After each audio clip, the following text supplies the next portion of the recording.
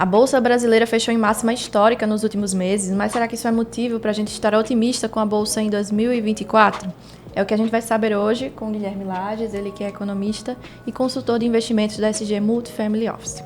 Então, Guilherme, fala pra gente, é motivo para otimismo ou não? Bom, a gente tá, podemos dizer assim, mais otimista para 2024 do que para 2023, né?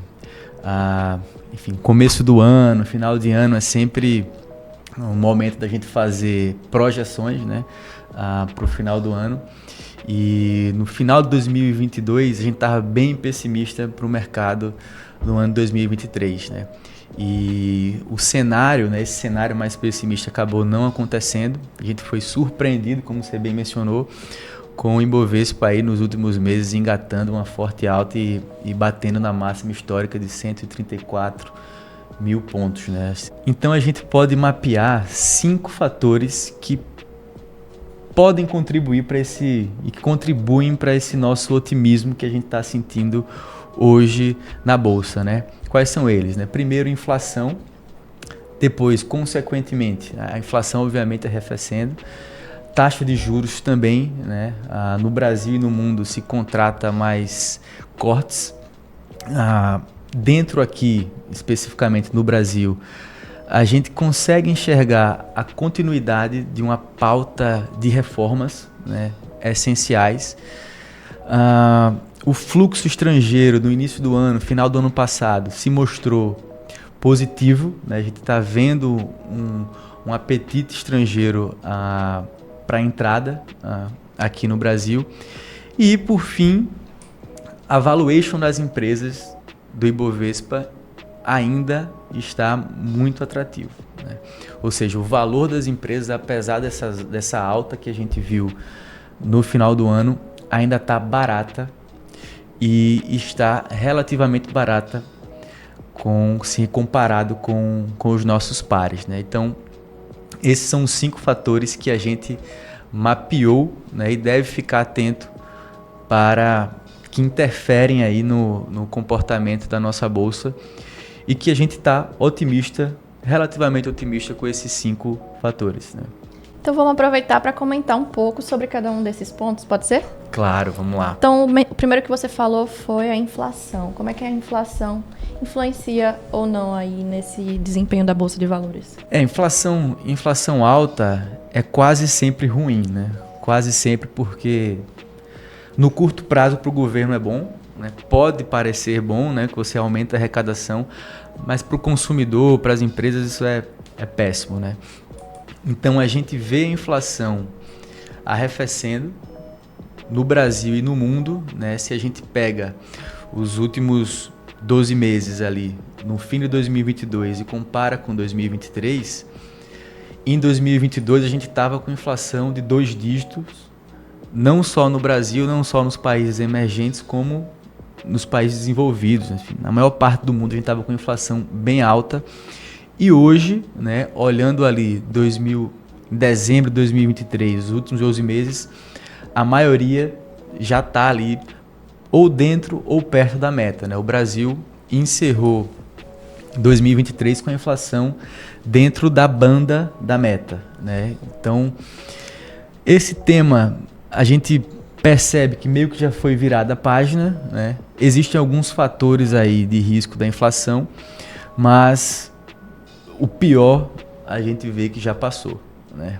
Então, a inflação mais baixa, né, sob controle, isso é um bom sinal para que o Banco Central continue com o ritmo de corte da taxa básica de juros. Isso é bom para as empresas, isso é bom para o valuation das empresas. Então, o primeiro fator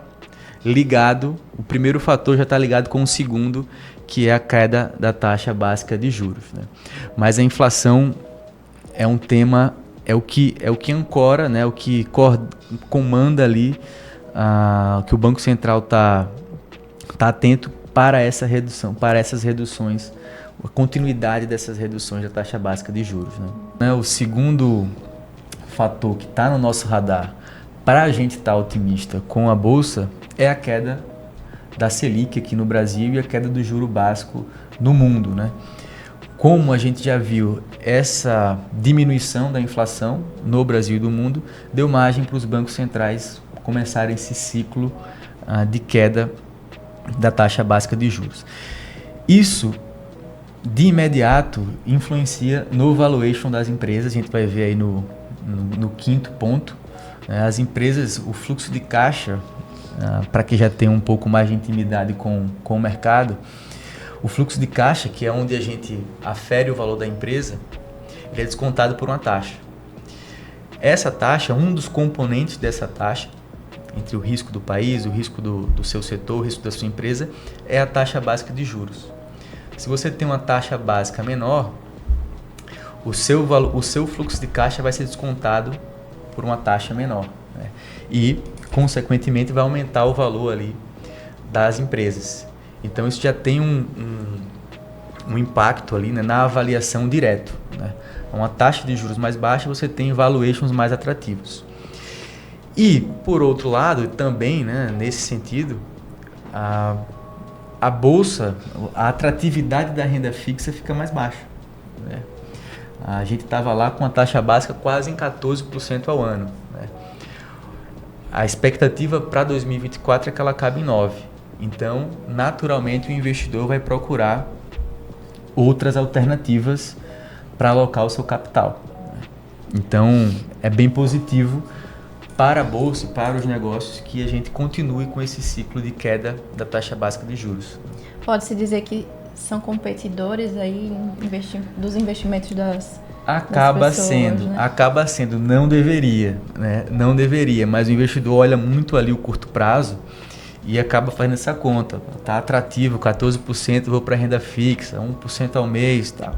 Não deveria, mas infelizmente o curto prazo acaba ditando aí qual é o comportamento do investidor. E por que não deveria, na sua opinião? Porque você tem sempre essas mudanças, né? Primeiramente, se enxergar no curto prazo, você tem sempre essas mudanças de expectativa. A gente espera que a taxa básica de juros acabe em 9%, não tem certeza, não existe certeza disso.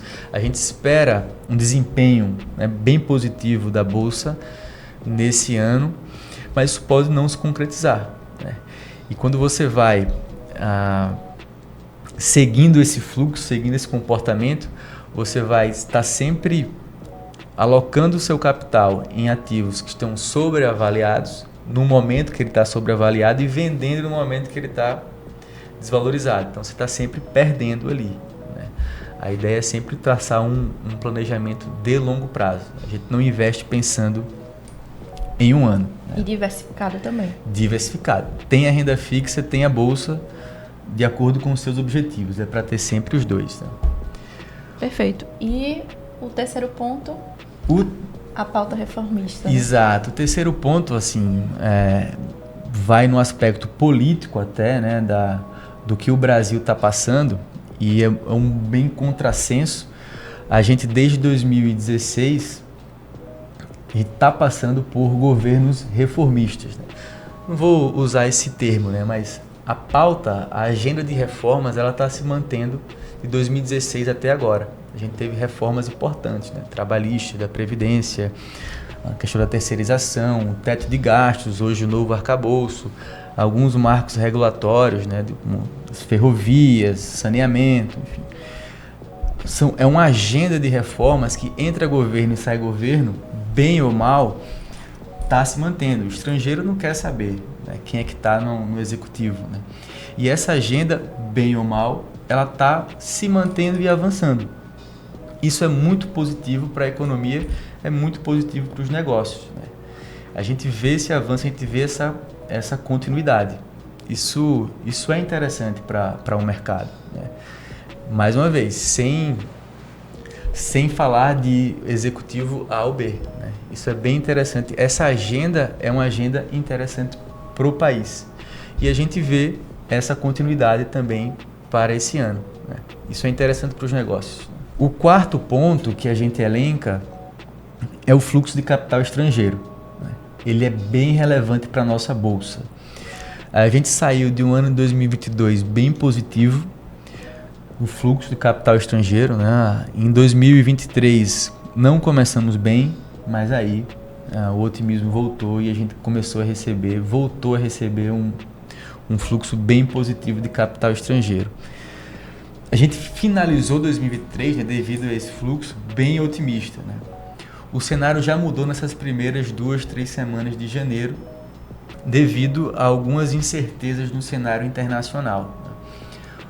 Do lado positivo, o Brasil desponta dentre os seus pares emergentes como ali uma das melhores alternativas, né? Por isso que isso fez com que esse capital estrangeiro viesse para cá, né? Mas com os desdobramentos desse conflito, ou o risco, né, dos desdobramentos desse conflito no Oriente Médio, coloca em xeque essa vinda do capital. O investidor estrangeiro fica mais conservador, né, e procura ali países de menor risco, né? Então, esse ponto que a gente estava mais otimista no final do ano passado acendeu o sinal de alerta, né? Porque o capital estrangeiro é bem importante para a performance do nosso índice, do Ibovespa, né?